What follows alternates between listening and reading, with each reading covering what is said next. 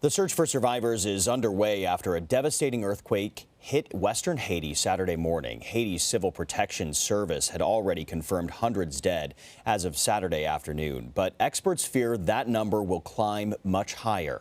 Video shows badly damaged and crumbling buildings throughout the region. The epicenter was about 70 miles west of the Haitian capital, Port-au-Prince.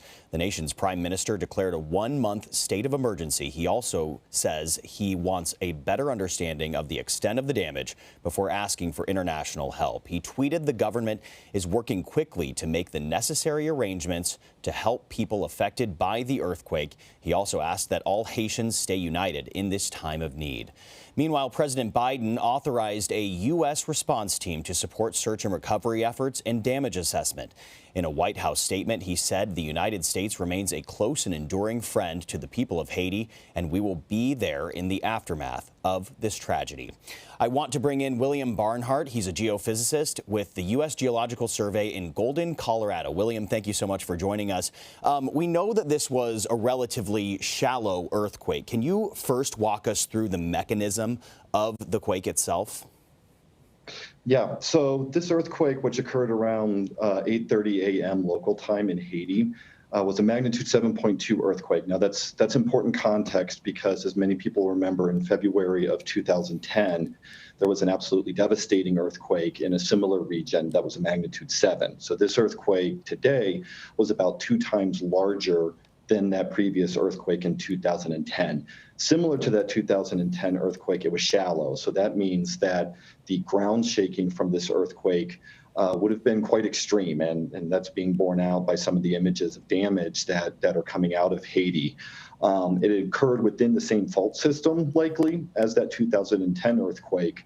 If there's any current silver lining with this earthquake, it's the fact that it had occurred further away from the major population center of Port-au-Prince.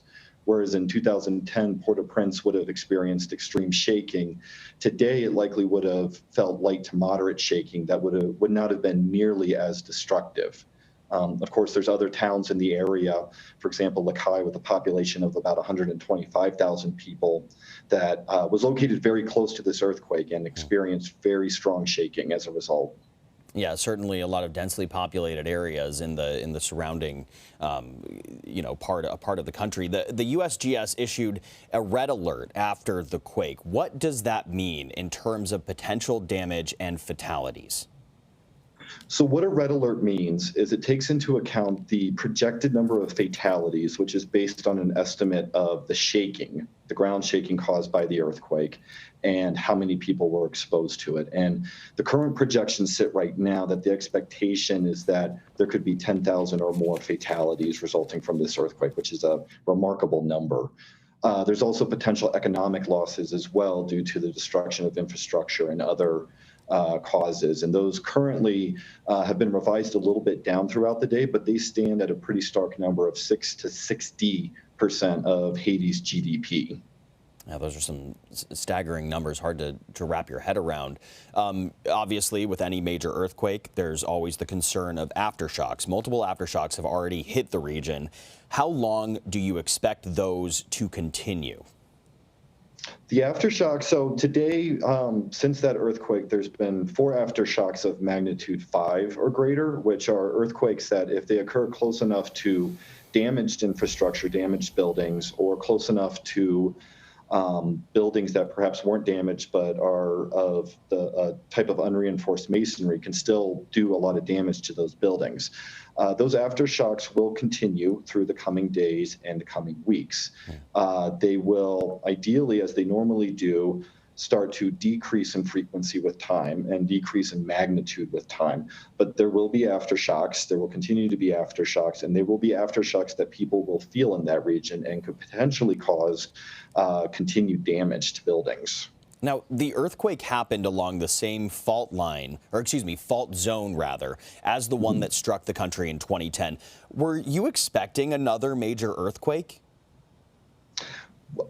Expected is an interesting term. I mean, we know that earthquakes happen within these plate boundary fault zones, and in different regions, researchers have different background knowledge on where these earthquakes might occur and how often they might occur. This fault system has experienced a number of large earthquakes in the past, even prior to the 2010 earthquake, some of which that have destroyed Port-au-Prince in the past. So it was known that portions of this fault zone did not slip in 2010. And so there's always the possibility for an earthquake like this. And even with this magnitude of earthquake, it does not cause the entire fault zone to release its strain. So there's the potential in the future for similar earthquakes like this, which is why it's so critical for people and for infrastructure to be prepared for such events, because it's not an if they're going to happen, it's when they're going to happen.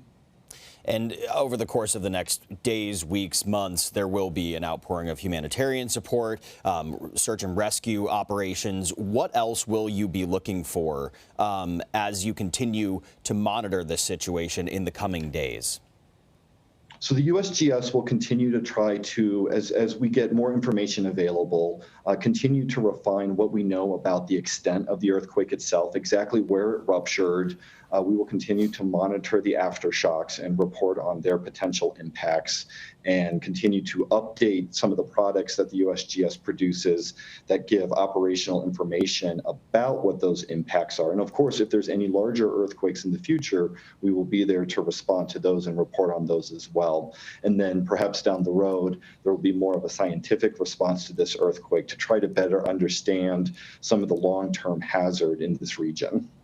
Some critical work that you and your colleagues do at the USGS. William Barnhart, thank you very much. Have a good evening. Thank you. The steady climb of COVID infections is putting a new strain on hospitals.